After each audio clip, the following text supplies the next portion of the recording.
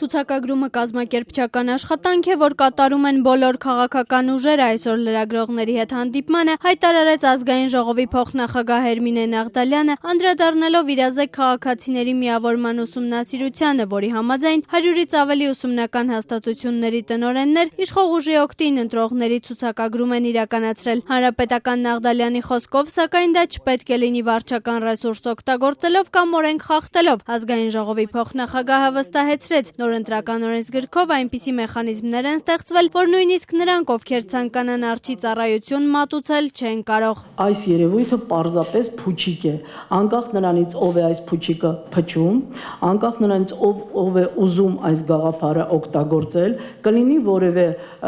հաստատության ղեկավար, որը ուզում է իր աշխատողներին այդպես խաբել, թե կլինի որևէ քաղաքական ուժ, որը ուզում է հանրային այլ կարծիք ձևավորել, բոլորը պիտի հասկանան, սա փուչիկ է, որը չի աշխատում։ ՀՀԿ շտաբի իմ գործընկերները լուրջ ուսումնասիրել են ձայնագրությունները եւ համապատասխան հայտարարություն տարածել, հավելեց Նաղդալյանը։ Հայտարարության մեջ հիշեցնենք, ասված էր, թե ձայնագրությունների զգալի մասի մանրակրկիտ ուսումնասիրությունը որևէ հիմք չի տալիս պնդելու, որ տեղի է ունեցել Հայաստանի Հանրապետության ընտրական օրենսգրքի խախտում։ Այն հայտարարությունը, որ տարածվել է Հանրապետական կուսակցության շտաբի կողմից, բոլորովին էլ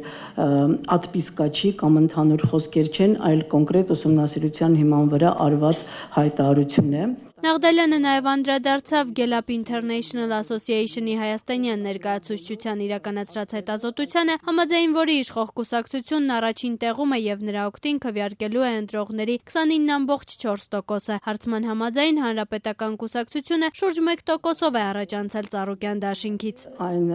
տոկոսը, որը այսօր արձանագրել է Gallup-ը, դա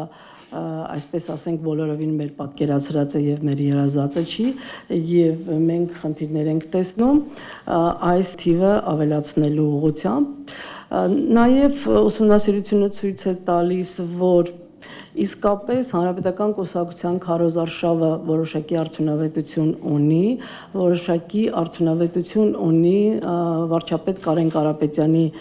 կերպարը եւ նրա կատարած քարոզարշավը, նրա կատարած աշխատանքը։ Պատասխանելով Սամվել Բաբայանի ձերբակալության ու դրա հնարավոր քաղաքական ենթատեքստի մասին հարցին, Հերմինե Նաղդալյանն ասաց, թե իրենք անհրաժեշտություն չունեն որևէ քաղաքական ուժի նկատմամբ նման քայլ կատարելու։ Նաղդալյանի խոսքով Օսկանյան Ռաֆի Օհանյան դաշինքը, որի համակիրն է Ղարաբաղի պաշտպանության նախկին նախարարը, պարզապես փորձում է ստեղծված վիճակից դիվիդենտներ շահել։ Մարտի 22-ին Վրաստանից Հայաստան Իգլա զենիթահրթիռային համալիր տեղափոխելու գործի շրջանակներում ձերբակալված Բաբայանը, հիշեցնենք, երեկ երեկոյան դատարանի որոշմամբ 2 ամսով կալանավորվեց։ Նրան մեղադրանք է առաջադրվել ապօրինի կերպով ռազմամթերք, ռազմական տեխնիկա ձեռք բերելու, իրացնելու, պահելու եւ մի խումբ անձանց հետ նախնական մաքսանենգ համաձայնության համար։ Օհանյան Ռաֆի Օսկանյան դաշինքը քաղաքական ենթատեքստ է տեսնում Բաբայանի ազատազրկման մեջ, նախկին նախարարի ձերբակալությունը որակելով իրենց դաշինքի դեմ ճնշումների շարունակություն եւ հայտարարելով, որ պայքարելու են նրան ազատելու համար։ Ընտրական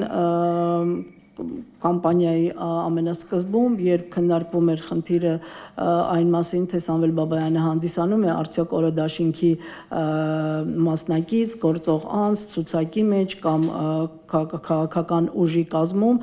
կարծում եմ բոլորդ հիշում եք, որ օրո դաշինքը հստակորեն հայտարարեց, որ ոչ տեսանելի ուղղակի, ոչ անտեսանելի եւ ոչ էլ ցուցակային որևէ կապ Սամվել Բաբայանի հետ չունի։ Այսօր այս մոտեցումը, որ իրենք ներկայացնում են, սա տարօրինակ է, որովհետև այստեղից բխում է, որ կամ դուք այսօր ուզում եք օգտագործել սա, կամ դուք այն ժամանակ հանրությանը թյուրիմացության մեջ եք գցել։ Ոչ օրո դաշինքը, ոչ էլ քաղաքական մեկ այլ ուժ մեզ համար այսօր չեն հանդիսանում նախ այդպիսի վտանգ, երկրորդը նույնիսկ եթե մենք շատ լուրջ վտանգ ունենանք, միևնույն է մենք երբևիցե չենք գնա այս ճանապարհով եւ մենք երբևիցե կողմնակից չենք եղել քրեական խնդիրները քաղաքականացնելուն կամ կուսակցականացնելուն։ Ազգային ժողովի փոխխոսնակի խոսքով իրենք փորձելու են անբիծ, օրինական ու օրինակելի ընտրություններ անցկացնել։ Հերմինե Նաղդալյանը հիշեցրեց Սերժ Սարգսյանի այն հայտարարությունը, թե Հանրապետականի համար այնքան կարևոր չէ հաղթանակը, որքան ազնիվ ընտրությունը։ Եթե դուք հիշում եք Հայաստանի Հանրապետությունում այս 25 տարիների ընթացքում եւս մեկ քաղաքական գործիչ, լիդեր, առաջնորդ, ղեկավար, որը ամբից ընտրությունը, ազնիվ ընտրությունը կարևորել է ավելի բարձր, քան հաղթանակը կամ քան հավաքած տոկոսները, խնդրում եմ հնչեցրեք։